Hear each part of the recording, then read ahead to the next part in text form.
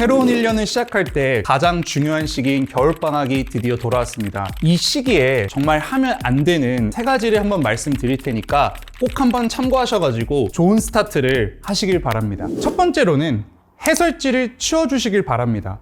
왜 그러냐면 우리가 이제 고3이 되면 엄청난 양의 문제를 받으실 거예요. 그래서 문제 풀기에 다들 급급해 하실 겁니다. 그래서 하나 문제 풀면 또 다른 문제를 이제 풀어야 된다는 어떤 강박관념 때문에 채점을 하고 분석할 시간을 충분히 가지지 못합니다. 그래서 이제 대부분 다 어떻게 하시냐면 풀고 틀렸네? 그리고 틀린 거에 대해서 시간을 가져가지고 생각하지 않으시고 곧바로 해설지를 본 다음에 아 이래서 틀렸구나 그리고 그냥 넘어가요. 근데 그거는 문제 안 푼 거랑 똑같습니다. 왜냐? 내가 정말 고민을 하고 이제 왜 틀렸고 왜 맞는지 그런 어떤 생각을 해야지 그 문제가 내게 되지 단순히 그냥 해설지만 보고 아 그렇구나 하고 넘어간 것은 내게 되지 않습니다. 어차피 나중에 여름이 되든 가을이 되든 문제 풀 시간은 정말 많고 나머지 문제도 엄청 많아요. 그러니까 지금은 고민을 좀 이제 많이 하셨으면 좋겠습니다. 그리고 이제 두 번째로는요.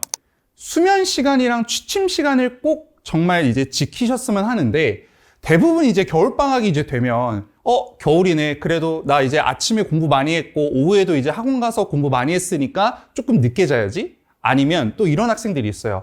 자, 저녁이 됐네. 이때는 내가 집중을 정말 잘할 수 있어. 뭐 온 우주의 기운이 왔으니까 뭐 이때 암기 과목 해야지 라고 하면서 막 새벽 3시, 막 4시 이때까지 공부하시는 분들이 분명히 있을 거예요.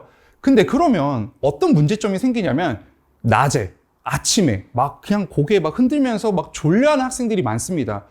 근데 우리 생각해보면 수능 국어는 1교시에 보죠. 우리 아침에 내가 정신 차려가지고 글을 읽고 문제를 풀어야 되는데 만약에 밤낮이 바뀌면 그거 고치는데도 엄청 힘듭니다.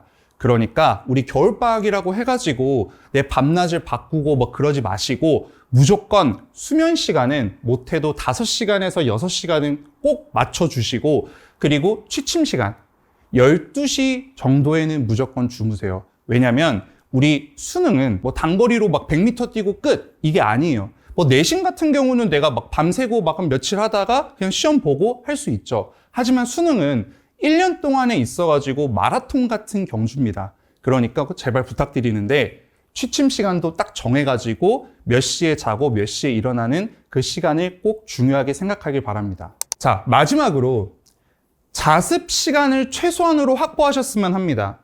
아마 겨울방학 때 많은 학생들이 다양한 강의를 들으실 거예요. 네. 근데 강의를 듣는 게 나쁜 건 아니에요. 근데 강의를 듣느라 실제 내가 해야 될 어떤 공부를 못하는 학생들이 분명히 생길 겁니다. 그럼 그거는 주객전도죠. 왜? 내가 강의를 듣고 그 강의에 대한 내용을 내 걸로 만들어야 되는데 강의 듣느라 공부를 못해. 그러면 무슨 소용이에요? 강의 듣는 거는 내가 공부하는 게 아닙니다. 단순히 그냥 수업을 듣는 거예요. 그럼 내가 실력을 늘리려면 그 수업을 내 걸로 만들어야 되는데 그러기 위해서는 무엇이 필요하다? 내가 자습할 시간이 필요합니다. 그렇기 때문에 무조건 하루에 못해도 2시간에서 3시간 정도의 자습 시간을 꼭 확보하시길 바랍니다. 그래서 오늘 제가 말씀드린 이 3가지를 꼭 한번 참고하셔가지고 좋은 스타트를 끊으시길 바랍니다.